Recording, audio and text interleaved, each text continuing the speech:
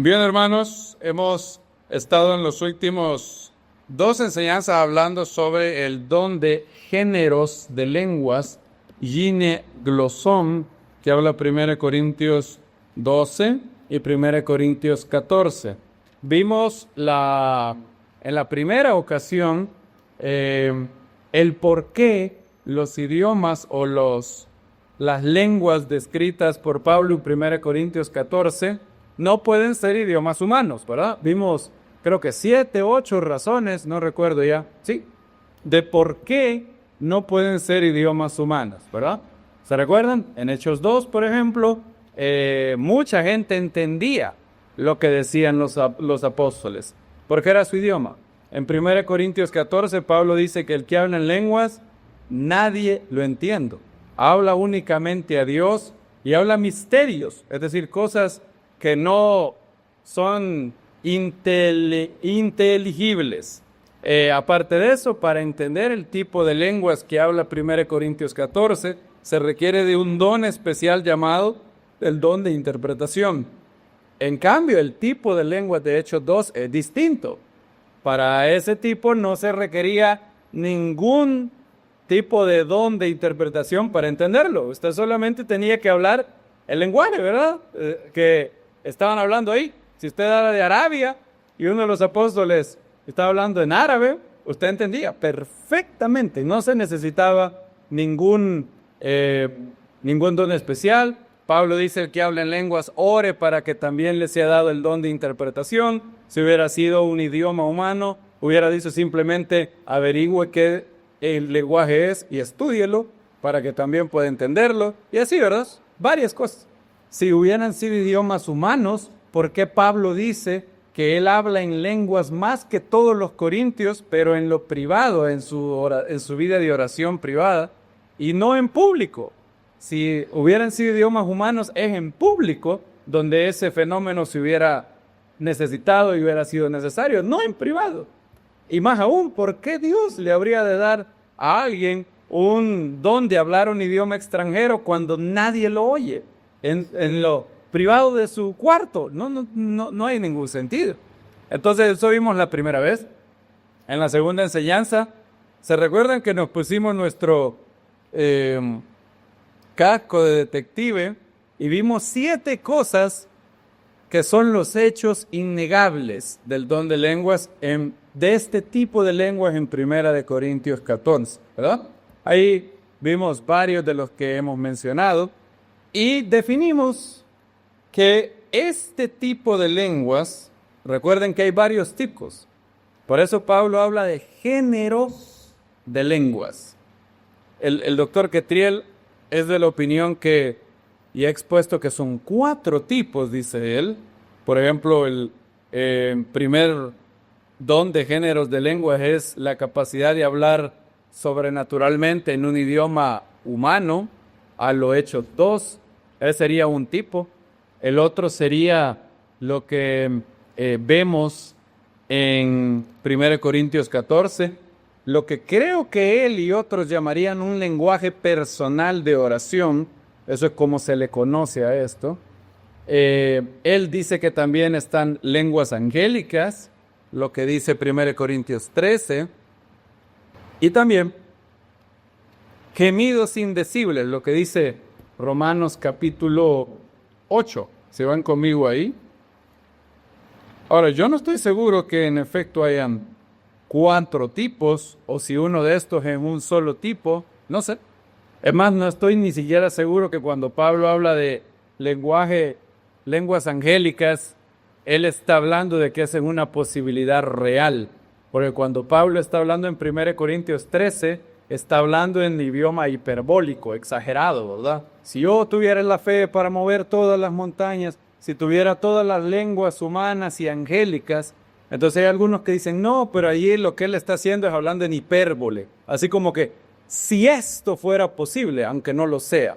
Pero otros dicen, bueno, pero mover montañas, al menos es lógicamente posible. Puede ser que en efecto hayan lenguas angélicas. De hecho, en la literatura judía de la época, hay un libro que se llama El Testamento de Job, que habla de lengua de las hijas de Job, si mal no recuerdo, teniendo la capacidad de hablar en lenguas angélicas. O sea, puede ser que Pablo tenía eso en mente, puede ser, pero yo no estoy seguro. Estoy abierto a las dos posibilidades. Ahora, lo que es innegable es lo que dice Romanos 8. Pareciera ser que esto podría contener un tipo de lenguas, aunque no necesariamente en todos los casos.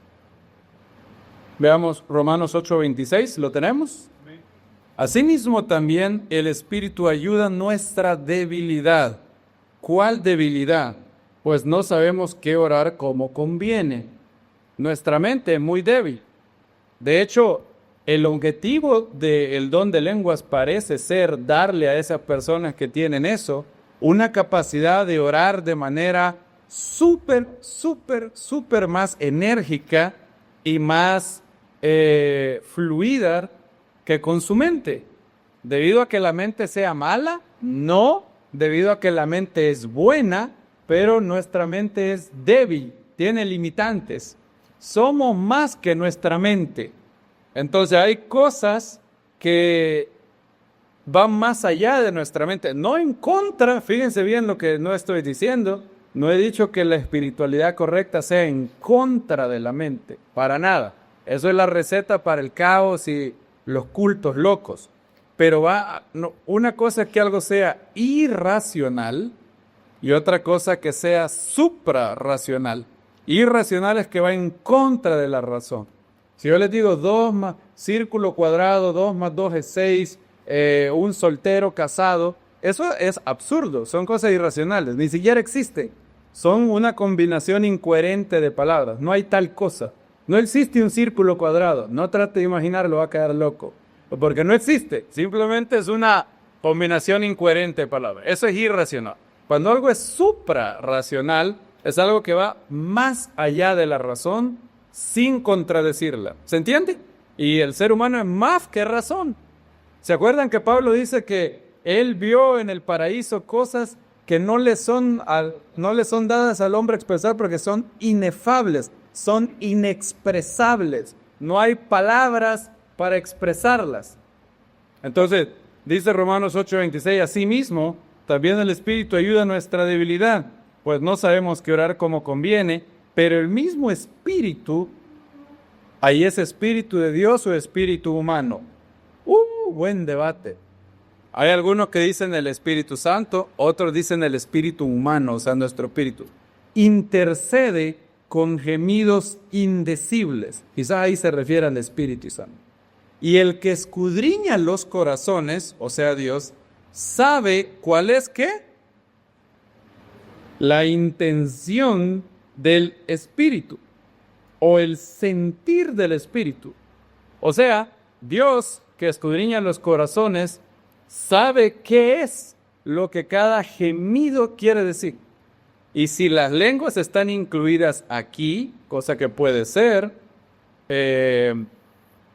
Dios sabe, si alguien tiene el don de hablar en lengua, como el doctor Ketriel, por ejemplo, Dios sabe qué quiere decir él, aunque yo no sepa. Porque Él es el que puede saber que Él traduce sentires. Yo no puedo traducir sentir, ¿verdad? Nuestra mente solo traduce palabras, ¿verdad? Por eso tenemos idiomas intelectuales, español, francés, inglés, italiano, todo eso, hebreo, griego. Pero ¿cómo se traduce un sentir? Es algo que yo no puedo, pero Dios sí. Eso es lo que dice Pablo ahí, lo leyeron. Dice, el que escudriña, ¿qué? Los corazones, sabe cuál es el sentido del Espíritu. Ese es un verso bien curioso, Romanos 8:27, porque habla del sentir o la intención del Espíritu. Bien curioso. Dice, frónima tu neumatos, o nefmatos en la pronunciación moderna. El sentir del Espíritu, dice Pablo ahí. Dios sabe eso.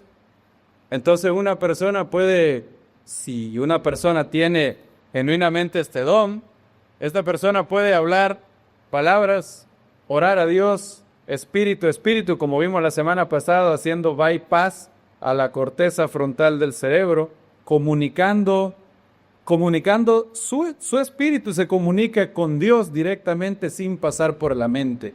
Algo así como lo que dice, un abismo llama a otro abismo. Es lo profundo del corazón. Y ahora, esto no es, ya, bueno, vamos a ver eso después, pero ¿alguien puede orar con gemidos indecibles sin hablar en lenguas? Yo creo que sí, pero los que oran en lenguas bien pueden estar en esa categoría. O sea, lo que habla Romanos 8:26 incluye hablar en lenguas, pero si alguien no tiene el don de hablar en lenguas, también puede orar así.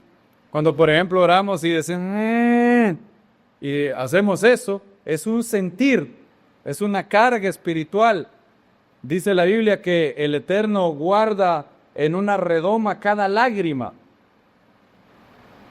Hay una canción famosa que dice, el lenguaje mudo de tu pena lágrimas, decía. Y es de José José. No vayan a decir que es del otro tipo. Por favor, el que diga eso tiene que arrepentirse, confesar, porque no es la versión masculina, es de José José. Y decía, lágrimas, el lenguaje mudo de tu pena lágrimas. Oye, bien curioso lo que él dice. Fíjense qué curioso, poéticamente. Él define las lágrimas como el lenguaje mudo de tu pena lágrima.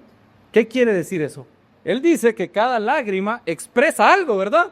Es la expresión de algo. La expresión mojada de tu pena lágrima o la expresión mojada de tu alma. No me acuerdo cómo dice. Tampoco es que crecí con esa canción. Los que tienen más de, ¿cuánto? 40, 50 años, quizás sí se acuerdan de esa canción.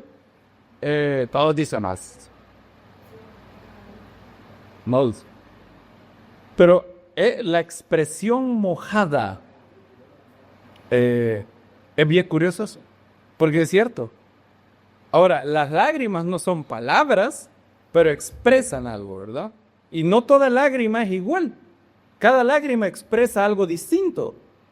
Ahora, Dios tiene un traductor de todo. Un traductor de gemidos, un traductor de gemidos, de lágrimas, de suspiros. Todo eso cuenta como oración. Y la Biblia habla de estos gemidos indecibles. Ahora, vean esa palabra. Habla de la última palabra del verso 26. ¿La ven? Gemidos indecibles. Se podría traducir también como inefables, esa palabra. De hecho, en inglés se traduce como un suspiro o un gemido unspeakable. Unspeakable significa que no se puede decir. Alalitis, en griego moderno, se pronunciaría así. Alalitis. Algo que no se puede decir. Alálitos, no hablable, no expresable, eso no significa, inefable. Entonces, ¿hay base bíblica para decir que la oración es más que palabras? Claro que sí, hay más que eso. Y la Biblia dice que el que ora en lenguas, los que tienen este don, oran con el Espíritu, ¿se acuerdan? Verso 1 Corintios 14, la mayoría de lenguas son oraciones, salmos o acciones de gracia. 1 Corintios 14 dice, porque si yo oro en lenguas, mi espíritu ora, pero mi entendimiento queda sin fruto. Entonces, ¿qué? Oraré con el espíritu, pero oraré también con el entendimiento. Entonaré salmos con el espíritu, pero también entonaré salmos con el entendimiento. Porque si bendices con el Espíritu, note que ya vemos orar con el Espíritu, entonar salmos con el Espíritu, bendecir con el Espíritu, ¿cómo dirá amén a tu acción de gracias? Entonces, la mayoría de personas que hablan en lenguas genuinamente, oran con su Espíritu sin pasar por la mente. Y los que lo hacen, disfrutan de una profundidad espiritual tan grande que ellos llegan a caer en algo que bien, es algo bien curioso, que los que hablan en lenguas piensan, la mayoría de ellos, la inmensa mayoría de ellos dicen, pero es que todo el mundo debería hablar en lenguas. Todo el mundo debería de hacerlo. No, ellos no pueden entender cómo alguien no habla en lenguas. Dice, se está perdiendo de algo increíble, se pierde de algo maravilloso. ¿Por qué? Porque ellos pueden pasar horas orando en lenguas. Horas. Experimentan un gran sentido de cercanía con el Eterno como nunca antes. Tienen fervor, luego el impacto que eso causa en su espíritu, como su espíritu ha sido edificado, luego a la hora de orar con el entendimiento, o sea, orar en su idioma, experimentan un fervor superior. Y dicen, 1 Corintios 14 dice, 14, 4 dice, el que habla en lenguas a sí mismo se edifica. Todos los que hablan en lenguas, genuinamente, dicen amén a eso. Porque, de hecho, la mayoría de ellos no podría visualizar su vida sin hablar en lenguas. Para ellos sería imposible. Sería como andar con muletas. Porque la mente, a la hora de orar, se cansa o se queda sin palabra. Se queda así como, hemos orado 10 minutos y luego se me acabó. Ya se me acabó todo lo que tenía que decir a Dios. ¿Qué hago más? Dios, todo lo que... Entonces, uno puede caer... Bueno, ahora, con lo que hablan en lenguas pasa un fenómeno. Al hablar en lenguas por mucho tiempo, luego eso genera en ellos una carga espiritual y una unidad con Dios tan grande que luego tienen muchísimas cosas por las cuales orar en su idioma natural. O sea, esto es como algo que energiza su vida de oración. Y está escrito que el que habla en lenguas, ¿qué dice? Asimismo se edifica. Y normalmente los que reciben el don de hablar en lenguas después de mucho tiempo de ser creyentes, comparan su vida antes de haber orado en lenguas con después y lo ven como ¿cómo les diría? Como que hay un antes y un después. El hermano Marcos, por ejemplo, testificaba que él se puso a pedirle a Dios que le concediera hablar en lenguas. E hizo un ayuno de no sé cuántos días y se quedó sentado y era como que yo no me muevo de este lugar hasta que yo tenga esto. Dice que experimentó una llenura del Espíritu. La mayoría de hermanos pentecostales le llama a esto bautismo del Espíritu. Yo creo que están equivocados. Ella en el título que le dan, no creo que es bautismo del Espíritu, pero yo creo que sí tienen razón en decirnos que hay experiencias con el Espíritu Santo posteriores a la conversión. Claro que sí, nuevas llenuras del Espíritu. Y como dice, el que habla en lenguas a sí mismo se edifica. Muchos han llegado a decir, todos deberían de hablar en lenguas. Todos. Este don debería de ser todos. Porque, ahora, ustedes pueden simpatizar con ellos, ¿verdad? Imagínense ustedes que ustedes descubrieran algo que hace su vida maravilloso. Tan es así que hay un antes y un después de ese momento. Disfrutan de algo increíble con todo.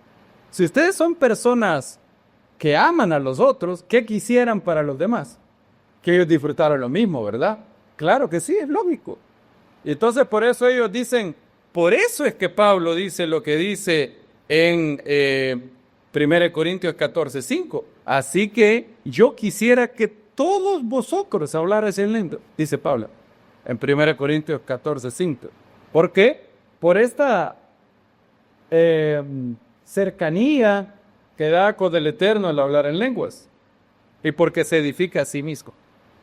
Ahora, hoy quiero que consideremos dos preguntas. Quiero que veamos lo que la Biblia dice y lo que la Biblia no dice por respecto a esto. La primera pregunta que tendríamos que hacer ¿es el bautismo del Espíritu Santo? Primero, ¿qué es el bautismo del Espíritu Santo? ¿Es una experiencia separada del nuevo nacimiento o es lo mismo que el nuevo nacimiento? La Biblia habla de ser bautizados en el Espíritu, 1 Corintios 12:13. El único lugar donde Pablo habla de ser bautizado con el Espíritu es aquí. Bautismo en el Espíritu aparece en otros lugares en los evangelios, pero en las cartas de Pablo este es el único lugar. 12:13 dice, porque por un solo Espíritu fuimos todos bautizados en un solo cuerpo, sean judíos o griegos, esclavos o libres, a todos se nos dio a beber en un mismo Espíritu. Bien, entonces ahí se habla del bautismo en el Espíritu. ¿Qué es el bautismo en el Espíritu Santo? Esa sería la primera pregunta. Y la segunda es, siempre que alguien es bautizado en el Espíritu Santo, ¿habla en lenguas?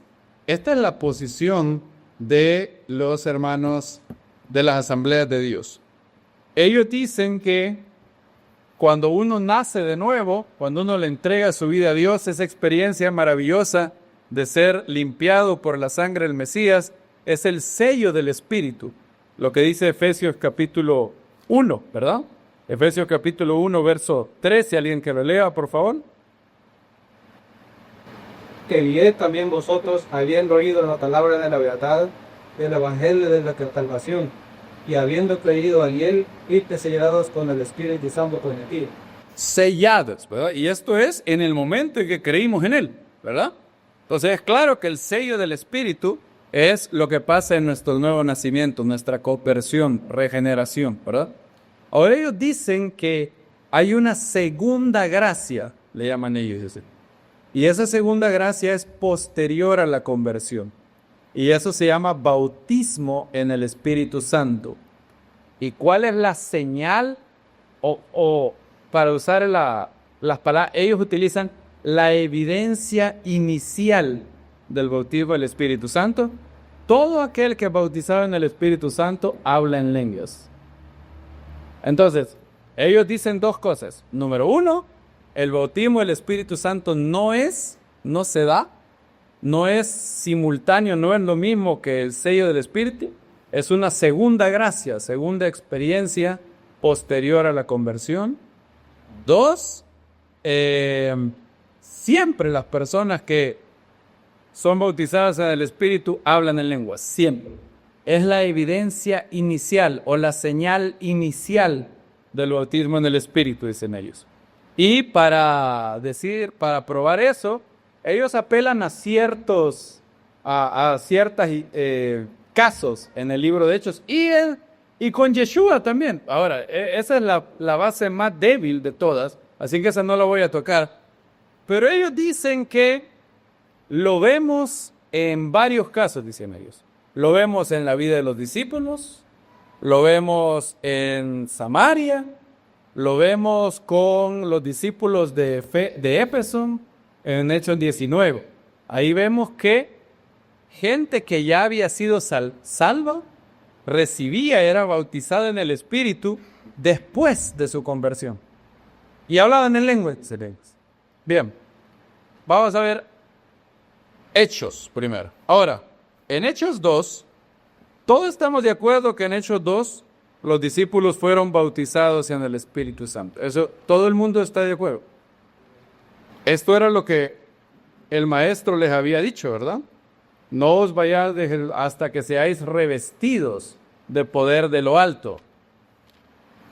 Y Hechos 2 dice que el Espíritu Santo descendió sobre ellos, fueron llenos del Espíritu Santo, verso 2:4, y comenzaron a hablar en diferentes lenguas, según el Espíritu les daba que hablara, ¿verdad? Ahora, ¿qué dicen ellos? Ellos dicen, pero espérese, no pierda algo que es muy importante. ¿Los discípulos ya habían nacido de nuevo antes? Sí, dicen ellos. Es claro que ellos eran creyentes, ¿verdad? Es claro que ellos eran creyentes antes de esto. Entonces, obviamente aquí estamos hablando de una segunda experiencia. Los discípulos habían recibido el Espíritu Santo ya antes. ¿Cuándo? Dicen ellos en Juan capítulo 20. Retroceda una página, ¿así? Debe decir eso. Una página. Y en Juan capítulo 20, dicen ellos, este es el momento en que ellos nacieron de nuevo. ¿Alguien puede leer Juan 20 del 19 al 23. Cuando llegó la noche de aquel mismo día, el primero de la semana, estando las puertas cerradas en el lugar donde los discípulos estaban reunidos, por miedo de los judíos, vino Yeshua y corta en medio les dijo: pasa vosotros. Y cuando les hubo dicho eso, les mostró las manos y el testadas. Y los discípulos se rehuyeron viendo así yo. Entonces Yeshua les dijo otra vez: pasa vosotros. Como me envió el Padre, así también yo os envío. Y habiendo dicho esto, sopló y les dijo: recibid el Espíritu Santo. A quienes remitieren sus pecados, les serán remitidos, y a quienes no se los detuvieran, les sobretenido. Bien, hay varias cosas que hablar de este verso. Solo en este verso podríamos pasar unas cuantas horas. Pero bien, ellos dicen, ya ven, aquí Yeshua sopló sobre ellos y ellos recibieron el Espíritu Santo en Juan 20, en la semana de Pesach. Esto es cuando ellos nacieron de nuevo. Pero luego, en Hechos 2, ellos tuvieron el bautismo del Espíritu, que es separado de la conversión inicial. ¿Y cuál fue la señal que tuvieron en Hechos 2? Que hablaron en lenguas. Conclusión, dicen ellos, el bautismo del Espíritu es distinto de la conversión. ¿Es cierto eso? No parece ser. ¿No? Disculpen, pero no. ¿Por qué? Vamos a volver a Juan 20. Pero quiero que recuerden que cuando Pablo habla del bautismo del Espíritu Santo, no dice que es algo que unos pocos han recibido.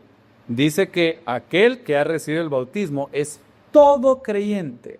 1 Corintios 12:13, vamos a volverlo a leer. Porque por un solo Espíritu fuimos todos bautizados en un solo cuerpo, sean judíos o griegos, sean esclavos o libres, y a todos se nos dio a beber un mismo Espíritu, porque el cuerpo, dice, no es un solo miembro, sino que muchos. Pablo dice aquí, vean las cosas que Pablo dice. Número 1, él dice que todos los corintios habían sido bautizados en el Espíritu. Todos. No es que habían unos que solo tenían la primera gracia de la conversión, pero le faltaba la segunda gracia del bautismo en el Espíritu Santo. 2, dice Pablo que en virtud de ese bautismo del Espíritu, ahora todos forman un solo ¿qué? Un solo cuerpo. O sea, la condición para ser parte del cuerpo del Mesías es ser bautizado en el Espíritu. Si ser bautizado en el Espíritu fuera una segunda gracia, esto no sería cierto. Porque según las asambleas de Dios, ellos dicen que alguien puede ser parte del cuerpo del Mesías sin ser bautizado en el Espíritu, ¿verdad? Porque si yo me convierto hoy, suponen, yo me convierto hoy y tengo el sello del Espíritu, ¿soy parte del cuerpo del Mesías, sí o no? Sí. Ahora, según ellos, ¿he sido bautizado en el Espíritu? No. Ahora, ¿ven? Es posible, de hecho, todo el mundo es así, dicen ellos. Por un tiempo, alguien puede ser parte del cuerpo del Mesías sin tener el bautismo en el Espíritu. Ahora, según Pablo, eso no puede ser.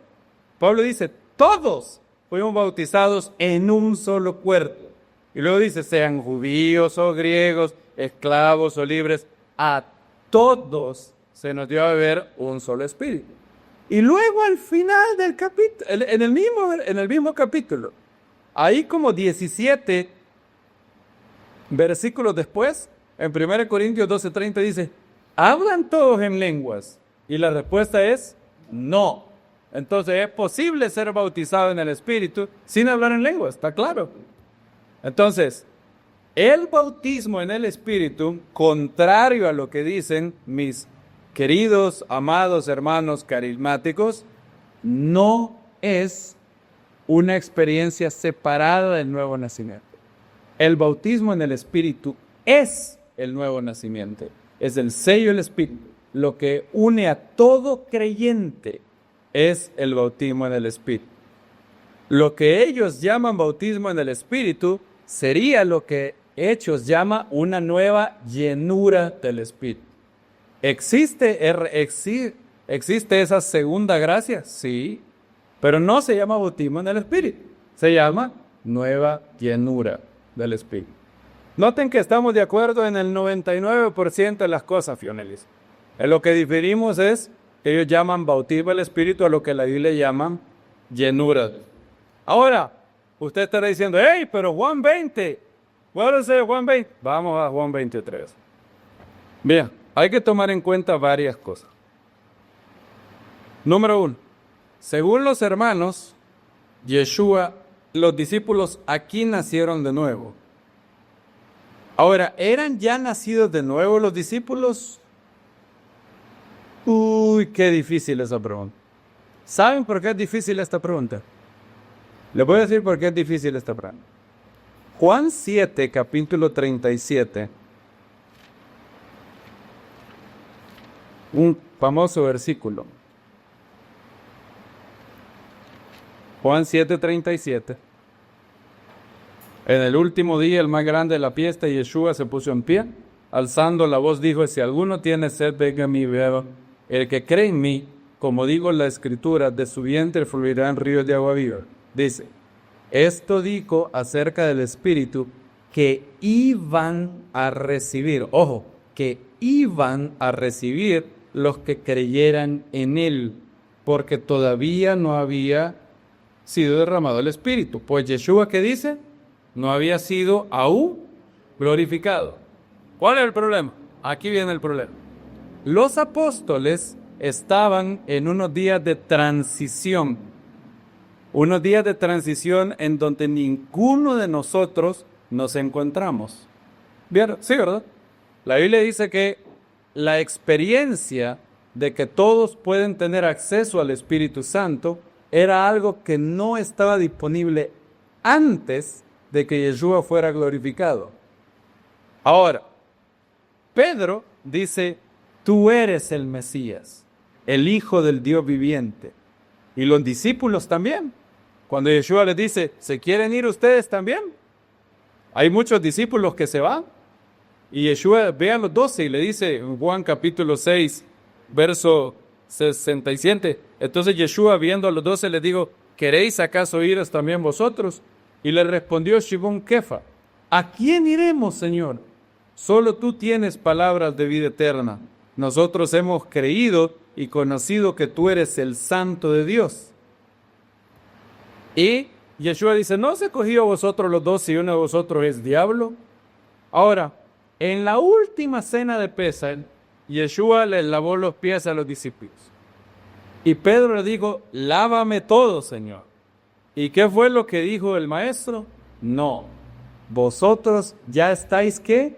Limpios por la palabra que os he hablado. Vean conmigo Juan capítulo 13, verso 10.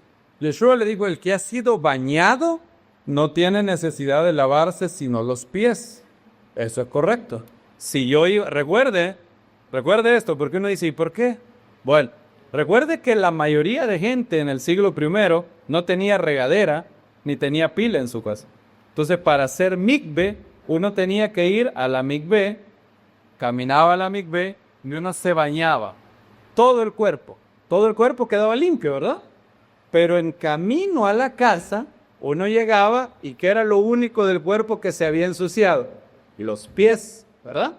Entonces, al llegar a la casa, no era necesario volverse a bañar, sino limpiarse los pies. Entonces, Yeshua dice, el que ha sido bañado no tiene necesidad de lavarse sino los pies. Pues todo está limpio. Y hoy, vosotros estáis limpios, aunque no todos. Porque sabía quién lo entregaba, por eso dijo, no todo estoy limpio. Entonces, pareciera ser que en este momento, los discípulos ya son nacidos de nuevo, ¿verdad? Porque Yeshua dice, ya vosotros estáis limpios.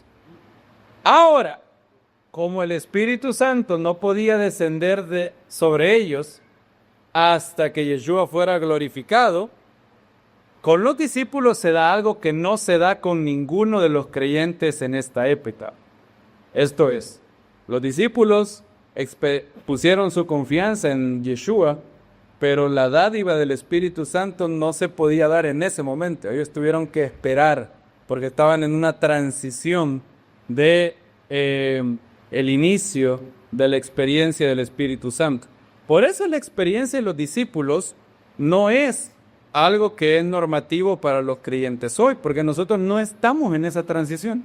Nosotros no hemos creído en un momento donde Juan dice, pero todavía no había descendido el Espíritu que iba a venir sobre ellos. Entonces, ¿cuándo nacieron de nuevo los discípulos? Esa es una muy buena pregunta, yo no tengo una respuesta, ¿quién sabe? No sé si cuando Pedro dijo, tú eres el Mesías, el Hijo del Dios viviente, ¿fue ahí? No sé. ¿Fue aquí? No sé. Lo que sí es claro es que Yeshua dice, todos vosotros estáis como limpios. Ya ellos habían nacido de nuevo, pareciera ser, yo digo. Y ellos reciben el Espíritu Santo después, cuando Él es glorificado a la diestra de Dios. Entonces, no, la experiencia de los discípulos no se puede usar para probar que hoy, los creyentes de hoy, experimentan un bautismo en el Espíritu Santo separado de la conversión. Ahora, ¿qué Espíritu Santo recibieron los discípulos en Juan 20? Buena pregunta. Leamos otra vez. Juan 20, 22, dice que Yeshua sopló sobre ellos, le hizo... ¿Alguien lo puede leer, por favor? Y habiendo dicho esto, sopló y les dice, recibid el Espíritu Santo. Recibid el Espíritu Santo. Lávete, dice en griego, lávete. Lávete, neuma, aion. Está en imperativo, es una orden. Recibid el Espíritu Santo. Ahora, ¿qué no dice Juan 20, 22? Y entonces el Espíritu Santo descendió sobre los 10 discípulos. ¿Dice eso? ¿Yo? Solo dice, a cuanto perdonéis los pecados, les han sido perdonados. A cuanto les retengáis, les ha sido retenido.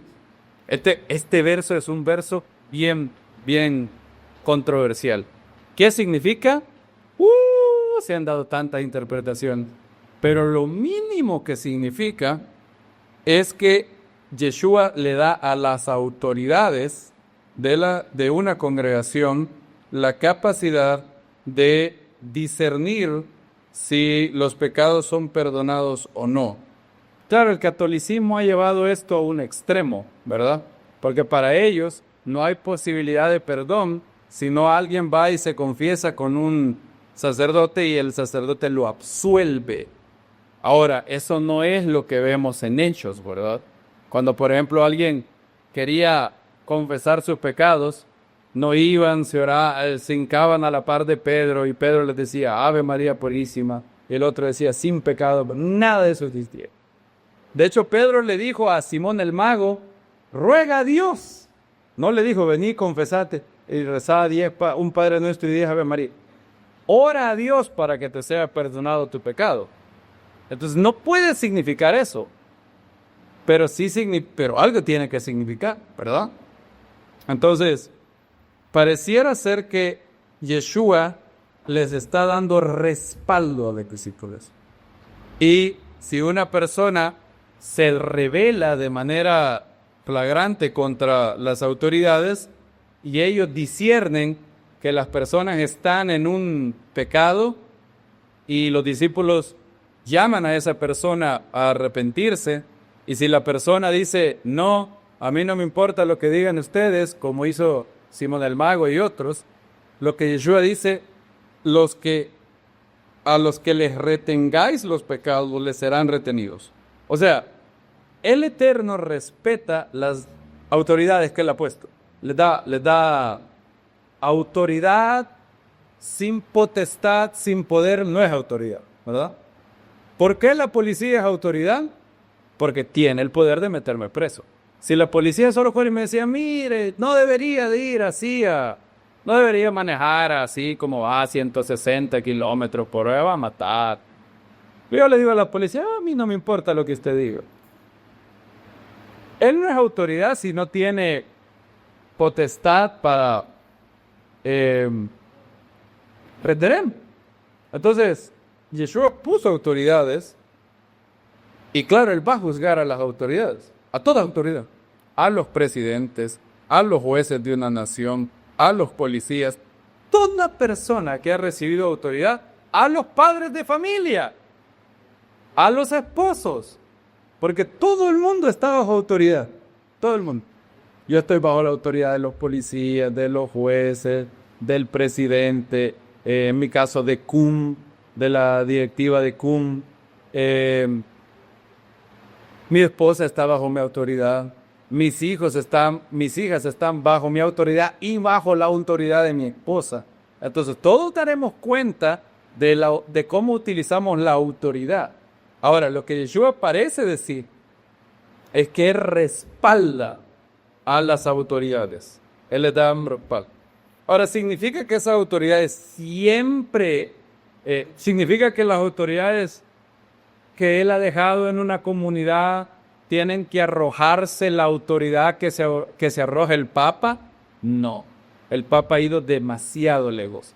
Ha ido más allá de la autoridad. ¿Significa que las autoridades son infalibles? No. Pero son autoridades. ¿Los policías son infalibles? No. Pero siguen siendo autoridades, ¿verdad? Yo no puedo llegar a decirle al policía, como usted no es infalible y yo solo reconozco autoridades infalibles, perfectas. Mi autoridad es Dios. Así que voy a seguir manejando a 140 kilómetros por hora. ¿Funciona eso? No funciona. ¿Puedo ir donde un juez a decirle, no, como usted es yo lo conozco a usted, juez. Entonces, como usted deja mucho que desear, yo no me someto a ustedes. Pareciera que lo que Yeshua hace aquí es decir, yo les daré un respaldo. Lo mismo que dice Mateo 18, donde 2 o 3 se pongan de acuerdo, ahí estoy yo. Entonces, aquella persona que desoye a los discípulos le dicen, arrepiéntete de tu pecado porque no andas ordenadamente según el camino de Dios. Si esa persona viene y dice, a mí no me importa lo que digo, nada más que, no me importa. Lo que Yeshua dice aquí es que ese pecado les queda retenido. Él ampara a la autoridad que él le ha dado a los discípulos y esa persona tiene que arrepentirse. No termina ahí. No termina la cosa, X, yo no le hago caso. No es así la cosa. Bien, ahora, ¿recibieron el Espíritu Santo y los discípulos? Bueno, hay diferencias de opinión. Algunos dicen que lo que recibieron los discípulos aquí en Juan 20 fue una pequeña delegación del Espíritu Santo que los acompañaría en esos 50 días antes de Shavuot cuando recibieron y fueron llenos del Espíritu. Otros dicen que no. Otros dicen que lo que Yeshua aquí hizo fue una señal profética de lo que pasaría 50 días después. O sea, cuando Yeshua les dijo y sopló sobre ellos y les dijo, reciban el Espíritu Santo, ellos no recibieron el Espíritu Santo ahí ese día, sino que era una señal que él estaba haciendo cuando él sopló. Han visto que los profetas hacen señales, ¿verdad? Proféticas. Por ejemplo, el profeta Jeremías se puso un yugo. ¿Y era señal de qué? Del que tenía que someterse a Nabucodonosor y que Nabucodonosor iba a ser el rey que iba a conquistar. ¿Significa que ese día ellos experimentaron el yugo de Nabucodonosor? No, era algo que iba a pasar después. Pero cuando Yeshua hizo y sopló y les dijo, reciban el Espíritu Santo, él estaba anunciando lo que iba a pasar con ellos en aproximadamente 50 días. Eso pareciera ser. Yo creo que yo estoy inclinado a creer eso. Porque cuando dice, y entonces recibieron el Espíritu Santo. Entonces, ¿este verso prueba que el bautismo en el Espíritu es separado de la conversión? No, porque la experiencia de los discípulos no es la misma nuestra. Nosotros no vivimos en el día de transición entre la no experiencia del Espíritu a toda carne y la glorificación de Yeshua. Los discípulos estaban en esa transición y por eso, en el caso de ellos, el Espíritu Santo fue retardado porque Yeshua no había sido glorificado. Pero si alguien nace de nuevo en el año 2025, eso no es el caso. ¿Se entiende, verdad? Porque ya Yeshua fue glorificado hace 2000 y pico de años. Entonces, este verso no se puede ocupar para eso. Este verso no anula lo que dice 1 Corintios 12, que todos fueron bautizados en el Espíritu. Pablo no dice, algunos de ustedes fueron bautizados, todos. Entonces ellos dicen ahora, no, pero hay otro caso, los samaritanos en Hechos 8. Vamos a ver Hechos 8. Ellos dicen, ahí tenemos clarito un caso donde hubieron creyentes, eran creyentes, habían recibido la palabra de Dios, pero el Espíritu no se había derramado. 8:5, alguien que lo tenga. Felipe, bajando a una ciudad de Samaria, les predicaba al Mesías. Bien. Y al oír y ver las señales milagrosas que hacía, las gentes unánimemente prestaban profunda atención a las cosas dichas por Felipe, porque muchos que tenían espíritu inmundo salían clamando a gran voz, y muchos paralíticos y cojos eran sanados, y había grande gozo en aquella ciudad. Pero cierto varón de nombre Simón había estado practicando magia en la ciudad, en Samaria, y asombraba a la gente de Samaria haciéndose pasar por alguien importante. El vicio llamado vanagloria, ¿verdad? Lo llevó a la hechicería. A este todos prestaban gran atención, desde el más pequeño hasta el más grande, diciendo, este es el llamado gran poder de Dios. Y por haberlos embelesado bastante tiempo con artes mágicas, le prestaban gran atención. Pero cuando creyeron a Felipe que proclamaba las buenas nuevas acerca del reino de Dios y del nombre de Yeshua el Mesías, fueron bautizados tanto hombres como mujeres. Aún Simón mismo creyó, habiendo sido bautizado, estaba pegado constantemente a Felipe y se maravillaba al ver las grandes señales milagrosas y los grandes portentos que se hacían. Y los apóstoles que estaban en Jerusalén, al oír, Samaria ha recibido la palabra de Dios, les enviaron a Pedro y a Juan, a dos apóstoles. Felipe es el apóstol, este no es Felipe el apóstol, este es Felipe el diácono. ¿Se recuerda? De los 7, que Esteban, Felipe. Entonces, quienes después de bajar oraron por ellos para que recibieran el Espíritu Santo. Vean el peso, dice, porque aún no había descendido sobre ellos, sobre ninguno de ellos, sino que solo estaban bautizados en el nombre del Señor Yeshua. Entonces les imponían las manos y recibían el Espíritu Santo. Viendo Simón que por la imposición de las manos de los apóstoles era dado el Espíritu, les ofreció dinero. Dadme también este poder, para que a cualquiera que imponga la mano reciba el Espíritu Santo. Pero Pedro le dijo, tu plata sea contigo para destrucción, porque pensaste obtener el don de Dios por dinero. No tienes tu parte ni suerte en este asunto, porque tu corazón no es recto delante de Dios. Arrepiéntete de esta tu maldad y ruega al Señor. Esto es lo que les digo, ¿verdad? Ruega al Señor, si acaso te será perdonado el pensamiento de tu corazón, porque veo que estás en hiel de amargura y en prisiones de maldad. Respondiendo Simón dijo, rogad vosotros por mí al Señor, para que ninguna de las cosas que habéis dicho venga sobre mí. Oiga, o sea, eso no parece muy arrepentido, ¿verdad? Simón el mago temía las consecuencias.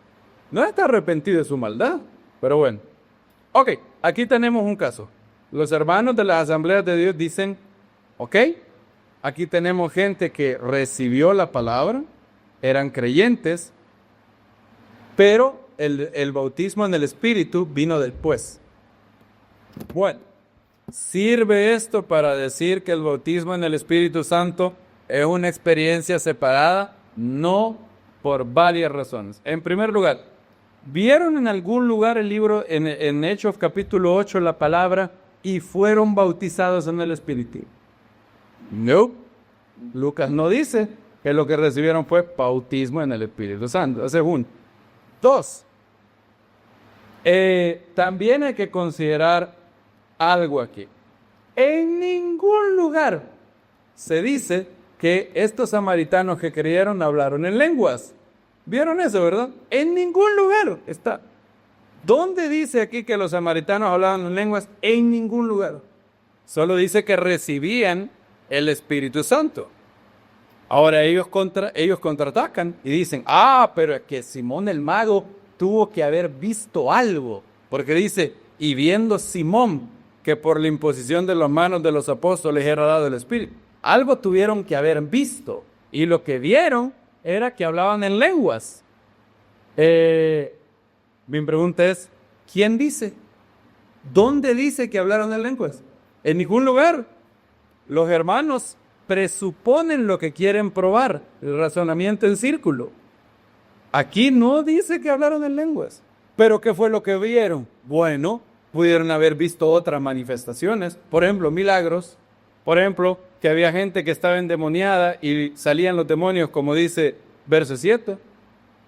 También algunos de los creyentes, al recibir el Espíritu, pudieron haber experimentado sanidad, otros hubieran podido profetizar, muchas cosas. En ningún lugar se dice que hablaron en lenguas, ningún lugar. Ahora, es más, la Biblia no dice que cuando llegó Felipe, ellos recibieron el sello del Espíritu, pero cuando llegó Pedro y Juan, recibieron el bautismo del Espíritu. No, ¿verdad? En el caso de estos creyentes, parece que ellos creyeron, pero por alguna razón no experimentaron ni el nuevo nacimiento hasta que llegó Pedro. Ahora, ¿por qué razón? Y aquí, otra vez, estamos hablando de un periodo de transición. Los samaritanos tenían una historia muy especial. Recuérdenme cuál es el problema con los samaritanos. Enemistad. Que hay una gran enemistad entre samaritanos y judíos. La enemistad es grande. Era una enemistad racial y también religiosa. Los judíos consideraban a los samaritanos como media raza. ¿Por qué? Porque los samaritanos eran mezcla de israelitas con cuteos, con gentiles. Entonces, los judíos veían a los samaritanos como parientes, pero mezclados, ¿verdad? Entonces, algunos de ellos tenían prejuicios contra los samaritanos. Y cada uno de ellos se había hecho daño. Por ejemplo, los samaritanos un día fueron al templo en Pesaj, llevaron los huesos de un hombre muerto y los tiraron en el templo. ¿Para qué? Para purificar la Pesaj y que los judíos no pudieran celebrarles. Los judíos se enojaron tanto que empezaron a maldecir a los samaritanos. Del lado judío también hubieron agresiones. Por ejemplo, Juan Hircano irrumpió en Samaria y hizo estragos. Juan Hircano era el rey judío de los hasmoneos. Entonces, cada uno de ellos había hecho mal al otro. De hecho, cuando en la parábola, que hoy le llamamos, ¿cómo le llamamos? El buen samaritano. Decir el buen samaritano en esta época era como decir el buen nazi o el buen palestino. Algo así era. Para un judío era chocante. Los samaritanos tenían todo fama de ser malos. ¿Por qué? Cuando un judío venía de Galilea a Jerusalén a celebrar la fiesta, adivinen qué hacían los samaritanos. A los judíos que iban en camino a Jerusalén, los asaltaban, los golpeaban y los dejaban heridos. Entonces, cuando Yeshua está contando la parábola, dice que un hombre, si se recuerdan, iba de camino. ¿De dónde a dónde iba? Lucas dice, respondiendo Yeshua dijo, cierto hombre bajaba de Jerusalén a Jericó. Cayó en manos de salteadores, los cuales después de desnudarlo y golpearlo, se fueron dejándolo medio muerto. Por coincidencia, cierto sacerdote bajaba por aquel camino. Y al verlo pasó por el lado opuesto.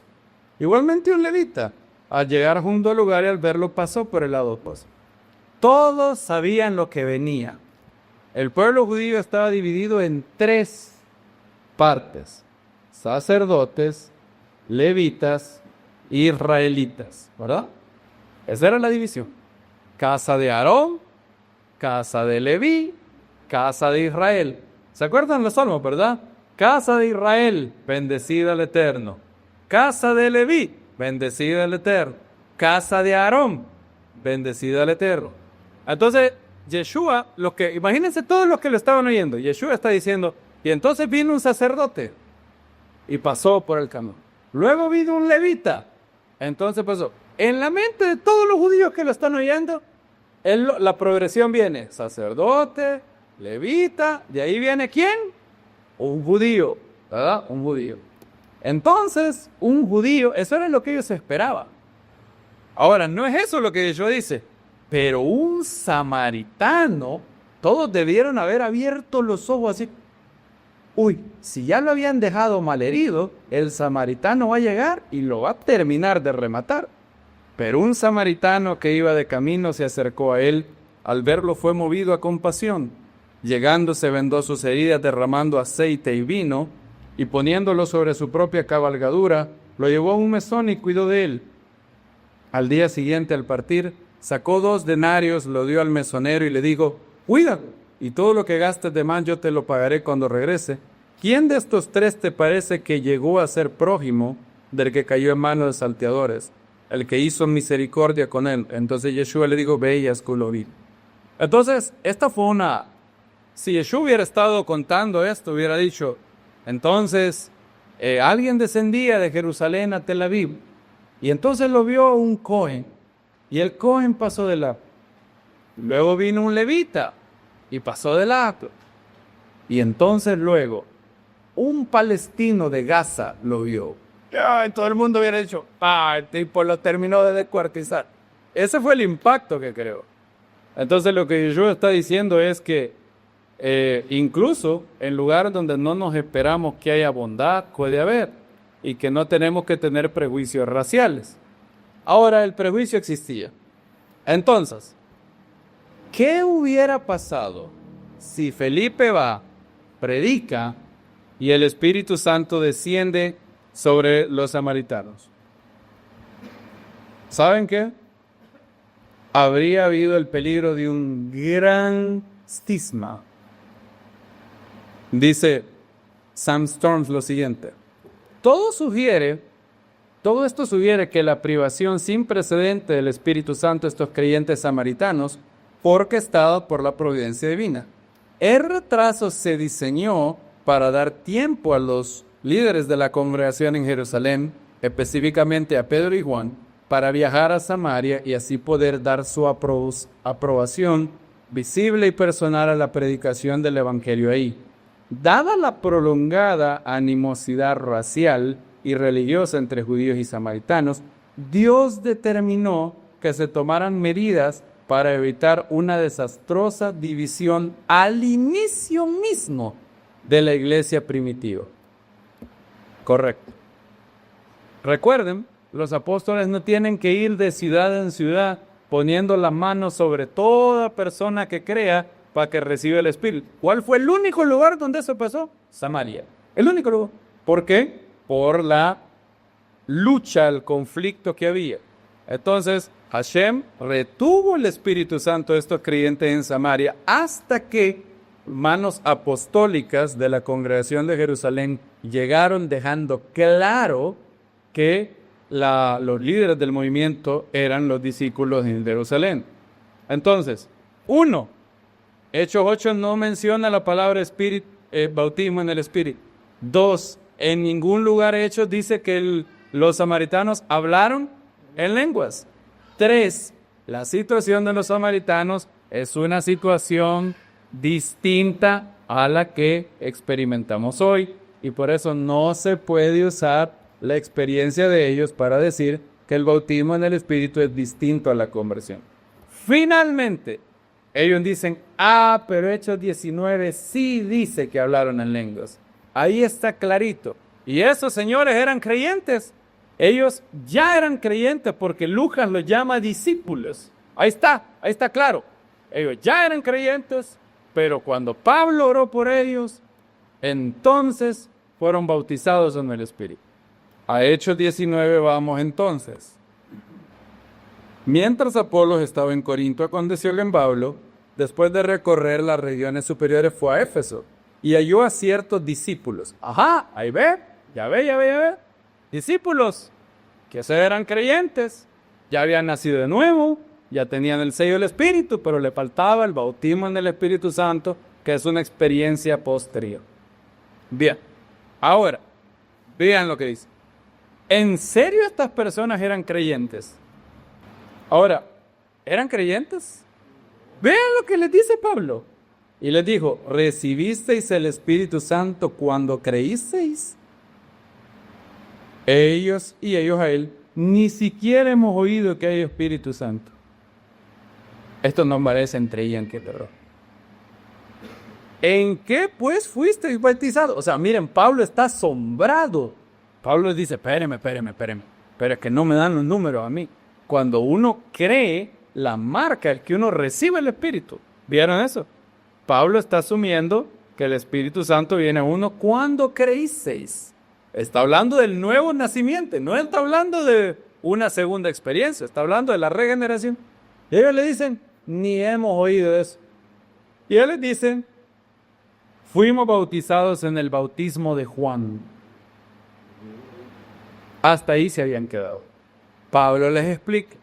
Entonces Pablo les dijo, Juan bautizó al pueblo con bautismo de arrepentimiento, diciendo a los que acudían a él que creyeran en Yeshua. Al oírlo, fueron bautizados en el nombre del Señor Yeshua. Cuando Pablo les impuso las manos, vino sobre ellos el Espíritu Santo y hablaron en lenguas y profetizaron. Y todos eran unos 12 varones. Entrando entonces en la sinagoga, habló durante 3 meses con todo de nuevo, discutiendo y persuadiendo acerca del reino de Dios. Bien, ok. ¿Aquí sí se dice que hablaron en lenguas? Sí. Ahora, ¿es esto el bautismo en el Espíritu? Sí, yo diría que sí, pero es porque ellos no eran creyentes. Esto es simplemente el nuevo nacimiento porque ellos ni siquiera habían oído. Ahora, otra vez, esta gente está en un periodo de transición en el que nadie después del primer siglo está. ¿Por qué? Eran todavía personas que se habían quedado entre el bautismo de Juan y la predicación de Yeshua. ¿Está alguien en ese limbo hoy en día? ¿Hay todavía discípulos de Juan el Bautista? ¿Yo? No queda un solo discípulo de Juan el Bautista después del primer siglo. Entonces, no se puede utilizar este verso para describir los creyentes en la actualidad, porque describe una circunstancia de transición. Estas personas pareciera ser que no eran creyentes en lo absoluto. Ahora, ¿por qué Lucas les llama discípulos? Bueno, 2 opciones. Lucas puede estar siendo amable, ¿verdad? Así como cuando alguien viene, yo veo que algunos de ustedes viene una visita y le dice, pase adelante, hermano. Bueno, técnicamente no es cierto eso, ¿verdad? Porque nadie es mi hermano si no ha nacido de nuevo, si no ha recibido el Espíritu.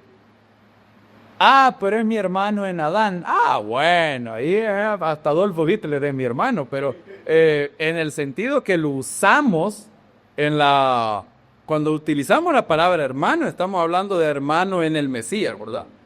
Entonces, digamos, supongan que alguien entrara, una visita. Entonces viene el hermano Luis y le dice, siéntese, hermano. Y eso y Lucas estuviera escribiendo eso, ¿verdad? Y entonces Luis, levantándose, dijo, sentaros, hermanos. Dijera así la Biblia. Ahora, suponga que alguien dijera, pero es que Lucas dice que Luigi le dijo, siéntese, hermano. Entonces eso significa que esa persona ya era creyente. ¿Qué le dijeron ustedes? No, no necesariamente. Luigi está usando el adjetivo, lo está usando de manera misericordiosa, ¿verdad? Además, Lucas ya sabe que estas personas terminaron creyendo, ¿verdad? O sea, él ya escribe con la perspectiva completa. Entonces él puede decir, te voy a contar la historia de unos hermanos. Porque cuando él está escribiendo, ya son hermanos, ¿verdad? Ahora, en el momento no lo eran. Entonces no se puede decir solo... Fíjense, ellos dicen que eran nacidos de nuevo solo porque Lucas dice discípulos. Ahora puede ser que hayan sido discípulos de Juan, puede ser que Lucas, lo que digo, a mí me parece bien persuasivo. Lucas ya está escribiendo con la perspectiva completa. Él dice, habían unos discípulos, hoy ya son discípulos, ¿verdad? Hoy ya creyeron. Pero en el momento cuando Pablo les dijo, recibiste el Espíritu, ¿qué dijeron ellos? Ni sabemos el Espíritu Santo. Entonces, ellos no eran creyentes.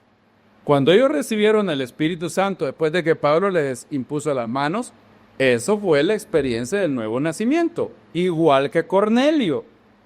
Cuando Pedro llegó donde él, y ellos hablaron en lenguas. También hablaron en lenguas. Así es. Ahora, noten algo. Este verso, Hechos 19, no puede servir para los hermanos de las asambleas de Dios.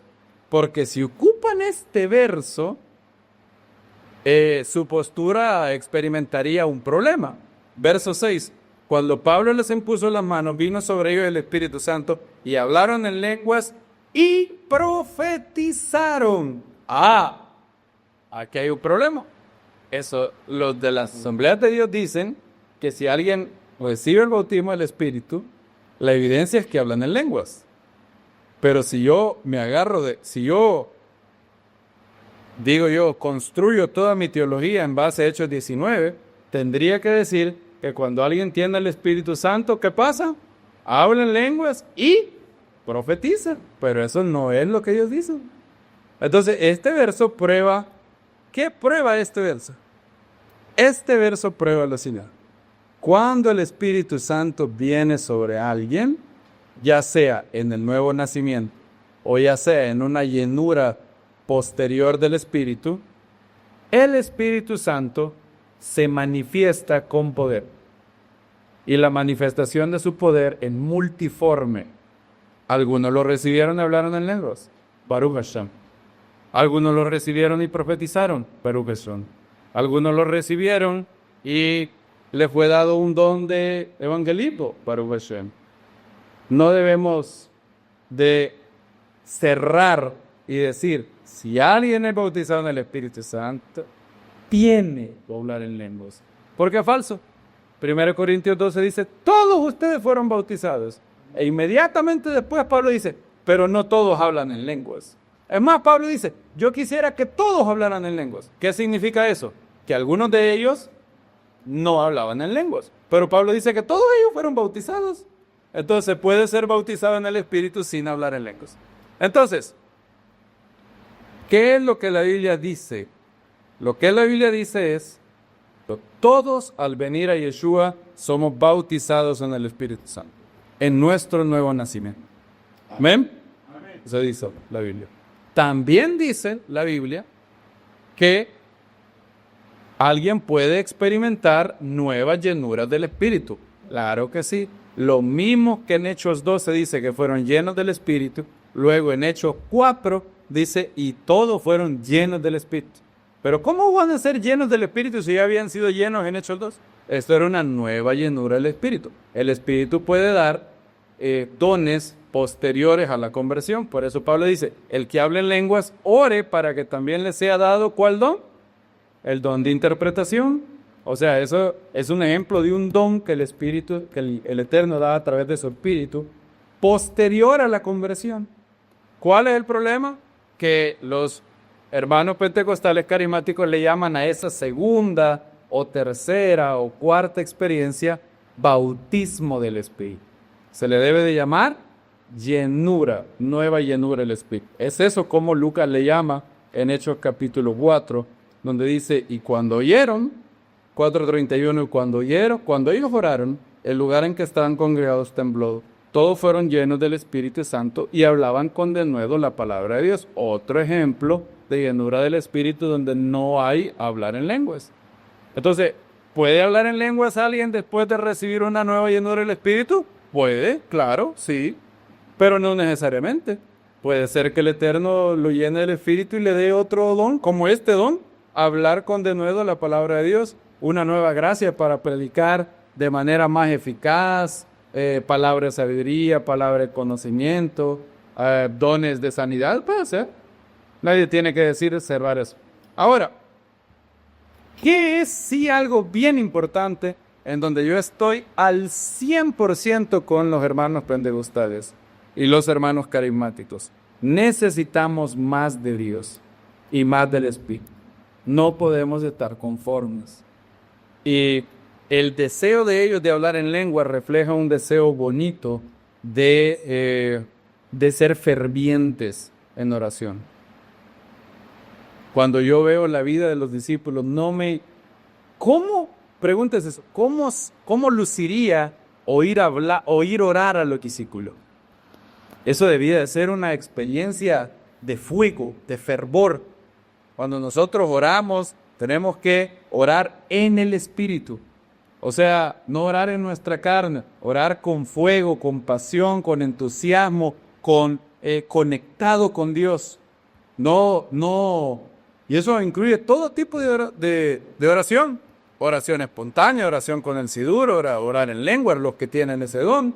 Todo. Orar en el Espíritu, dice Pablo. Orando en el Espíritu todo tiempo. Tienen que haber cánticos espirituales. ¿Cuántos de nosotros tenemos adoración personal en la casa? Cánticos. ¿Canta usted a Dios? Cánticos suyos. Eso no es solamente para el hermano Engels. Claro, él tiene la capacidad de ponerle música y hacer 200 y pico de canciones. Pero cántico nuevo es cuando el Espíritu, cuando hemos pasado orando y empezamos a cantar. Empezamos a cantar tonaditas. Podemos, qué sé yo, la la la la la la la la la la. Y esos son cánticos espirituales. Y puedes pasar así horas y tu espíritu es edificado y luego cantas a Dios. La Biblia habla de exultar. Y prefiero mil veces estar orando y en un culto pentecostal que estar orando con muerto. Esa mente ya se va a morir. Se murió y ni le avisaron. Ya la diferencia entre él y la lápida es cuestión de tiempo. No. Michael Brown dijo algo bien cierto. Es más fácil calmar a un fanático que calentar un cadáver. Qué cierto es eso. Tan cierto, pero eso. Mediten bien eso. Es más fácil calmar a un fanático que calentar a un cadáver. Prefiero mil veces calmar a un fanático. Decirle, espérate, te me has pasado. El fuego, conservarlo, está bonito. Pero mira, es lo que hace Pablo. Pablo no dice, prohibido hablar en lenguas. Él dice, esperen, yo quisiera que todos hablaran en lengua, pero hay una orden, ¿verdad? Si hay intérprete, hablen en lengua. Si no hay intérprete, hablen en lenguaje en su casa. Ven, sencillo.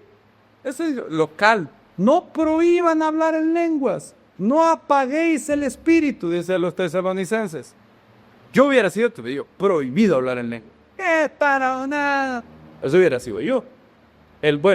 No yo hoy, sino el yo de hace 5, 10 años. Y no podemos ser apagados espiritualmente. Hay un mandamiento que nos ha sido dado a nosotros de no apagar el espíritu. Martín Lutero decía que los grandes hombres de Dios pasaban minutos calentando su espíritu antes de orar. Agustín en el siglo IV habla de un fenómeno que pasaba con algunas personas llamado, la traducción del inglés al español es jubilation, jubilación, pero eso no se oye bien, ¿verdad? Porque jubilación aquí significa otra cosa, ¿verdad? Jubilación es Y tristemente, si vive en El Salvador, la jubilación no le da nada de júbilo, porque la AMP ya le robó todo el dinero. Entonces, aquí está mal la palabra, ¿verdad? Deberíamos de llamar, en lugar de llamar jubilación, debería decir el empruebamiento, algo así debería decir. Pero aquí le llaman jubilación porque en teoría la gente ya no va a trabajar y ahora va a estar llena de júbilo. ¿Qué júbilo va a estar? Bueno, pero en otros países donde le mantienen el mismo salario o incluso mayor, donde doy. Ahora, Agustín ve lo del fenómeno de los viñedos lombrientos. Oigan lo que dice. Las palabras no pueden expresar lo que canta el corazón. Qué bonito. Este es precioso. Sientes. Por eso, cánticos espirituales como el cántico del corazón, el cántico espiritual, porque es el espíritu que hace esa tonadita. Y todos nosotros deberíamos de hacer eso en nuestra casa. Todos. La Biblia dice abundando en salmos, himnos, cánticos espirituales. Eso edifica el espíritu. Hace que tu espíritu esté en un constante estado de gozo. Y es un mandamiento de los apóstoles. No es una sugerencia. Si usted piensa que el Eterno se agrada con una vida de oración mediocre como orar 5 minutos, 10 minutos, nombre de Yeshua, amén. Eso no es la vida de plenitud que el Eterno quiere para nosotros. No es lo que yo veo. La Biblia habla de ferviente oración, orando en el Espíritu en todo tiempo, abundando en salmos, himnos, cánticos espirituales. Sigue Agustín, dice. Tomemos el caso de las personas que cantan mientras cosechan en los campos o en los viñedos o durante cualquier otro trabajo arduo. Noten, aquí no está hablando de cuando están reunidos en la congregación. Son personas que cantan mientras trabajan, dice Agustín. Y dice, aunque comienzan expresando su felicidad con palabras, pronto hay un cambio, dice él. Piensa el fenómeno que él describe.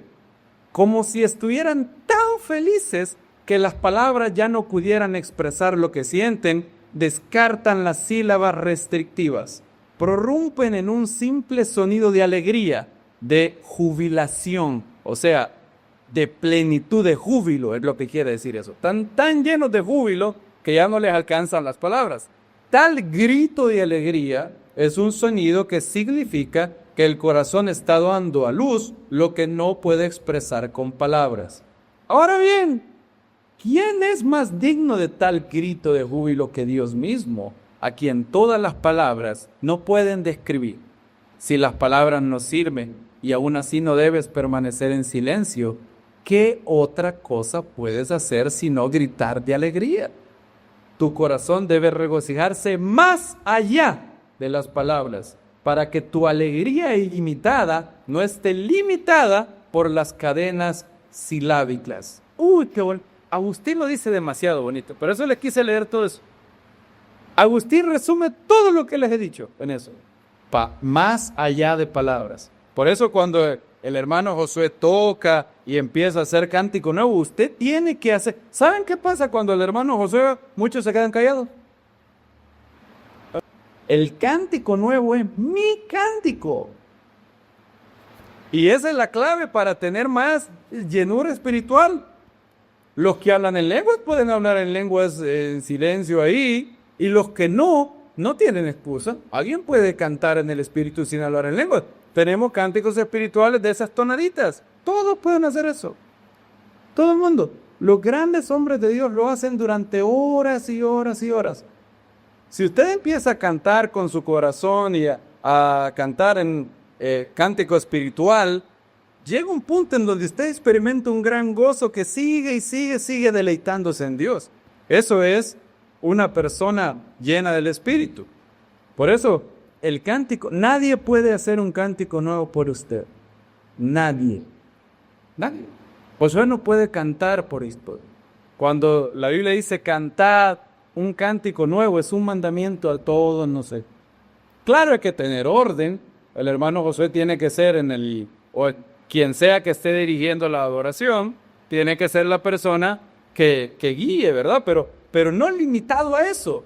Por eso hoy que estábamos cantando, yo expresaba cánticos a Dios y decía, háblanos, Padre, te queremos escuchar, queremos oír tu dulce voz, Padre. Eso es adorar a Dios con mis palabras, con lágrimas que brotan de mi corazón. Y si alguien quiere hacer una tonadita, claro que puede hacer eso, es cántico espiritual. No puede estar contento con adoración mediocre.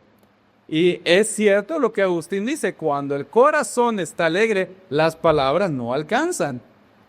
Por eso yo entiendo que los que hablan en lenguas se sientan tan bien que dicen, pero es que esto lo tienen que hacer todos, dicen ellos. Ahora, ¿es el don de lenguas para todo el mundo? La Biblia parece decir que no, porque si Pablo pensara que esto es para todos, no hubiera dicho lo que dice al final de 1 Corintios capítulo 12, donde dice en griego enfáticamente, él dice lo siguiente, 1 Corintios 12, 29 dice, mi pantes apóstoli. No son todos apóstoles, ¿verdad? Lo que dice literalmente en griego. Mi pantes profetai. No todos son profetas, ¿verdad? Y luego dice, mi pantes gloses la losi. No todos hablan en lenguas, ¿verdad? La respuesta que Pablo espera es no. Entonces ese verso es claro de que, pero es que dice la Biblia, dicen los hermanos que hablan en lenguas, pero la Biblia dice que el que habla en lenguas a sí mismo se edifica. Sí, pero la Biblia no dice que la única manera de edificarte a ti mismo es hablando en lenguas. O sea, no dice la Biblia. Si la Biblia dice que A causa B, la Biblia dice que A causa B. No dice que siempre que B pasa es causado por A. Puede ser que la cause otro, ¿verdad? Otra cosa. Por ejemplo, imagínense que alguien dijera, el que come 4 pupusas a sí mismo se nutre. ¿Es cierto eso? Está bien, nutre, claro, pues sí. Pero si yo digo eso, el que come 4 pupusas a sí mismo, o díganme algo, una comida que sea nutritiva. ¿Ah? Tacos, dice el hermano, bien. Bueno, un alimento que tiene bastante omega 3. Supongan que yo dijera, el que come salmón a sí mismo se nutre. ¿Significa eso que la única manera de nutrirte es comer salmón? No. Yo solo he dicho el beneficio de comer salmón. Hay otra manera de edificarte a ti mismo.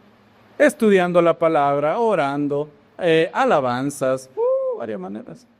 Por eso la Biblia no dice que, y yo entiendo, se requiere, por eso es bonito cuando alguien tiene, por eso yo creo que todos deben de por lo menos saber las 9 leyes básicas de la lógica.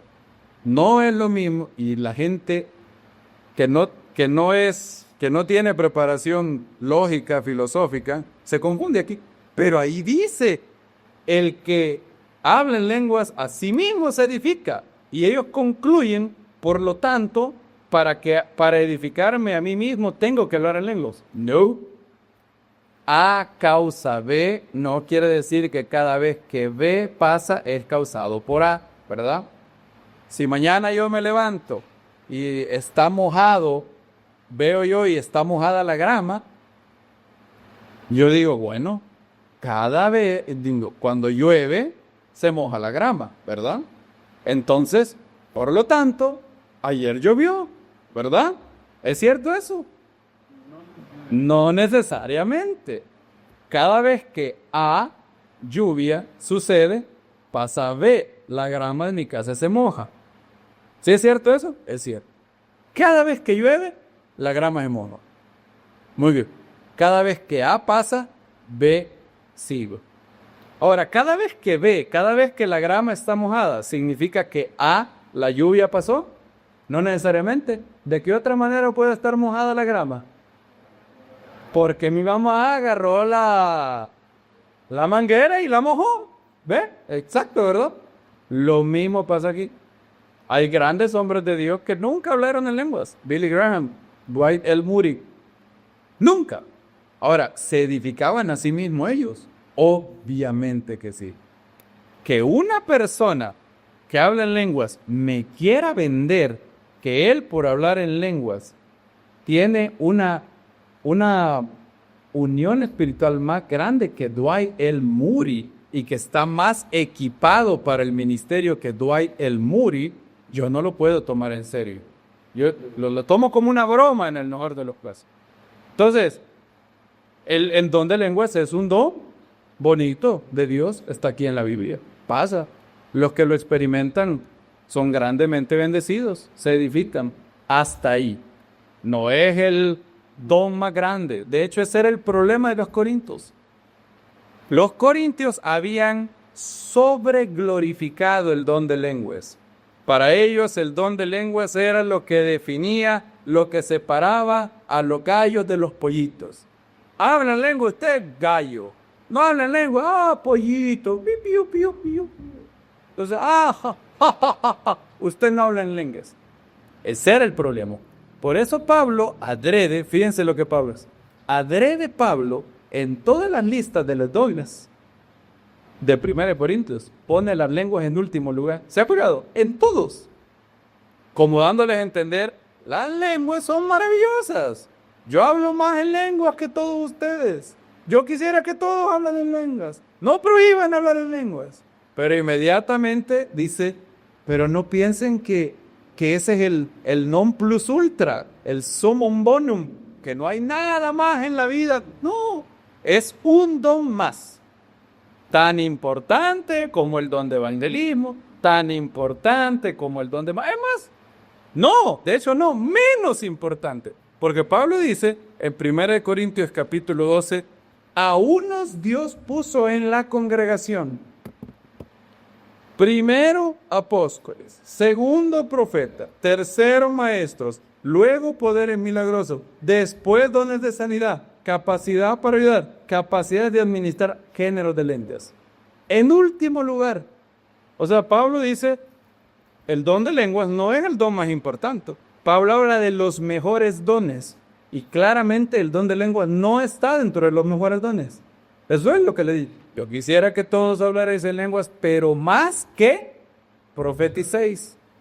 Entonces hay que tener balance en esto. Tampoco quisiera que alguien oyera y dijera, dijo el hermano Isaac que el don de lenguas es X. No he dicho ese. Pablo dice, yo quisiera que todos hablen en lenguas.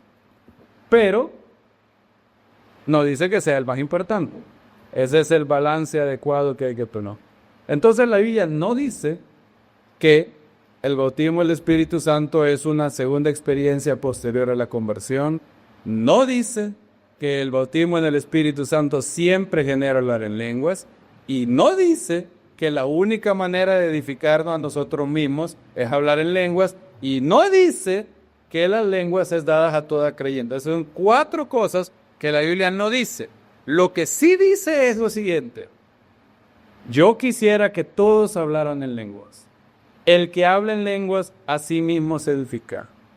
Debemos de buscar más de Dios. Por eso me encanta esa alabanza del hermano Engels. Busco más, quiero más, necesito más de ti. Solo tú puedes saciar esta sed de tu presencia. Solo tú puedes saciar esta sed de tu poder.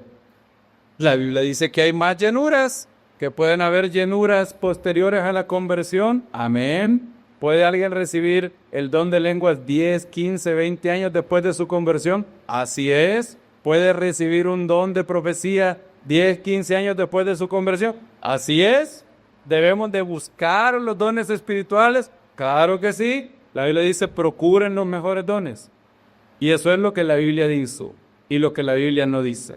Esperamos que el Eterno pueda siempre recordarnos, anhelen los dones espirituales, sigan el amor y más que todo, que profeticéis. Baruch Hashem.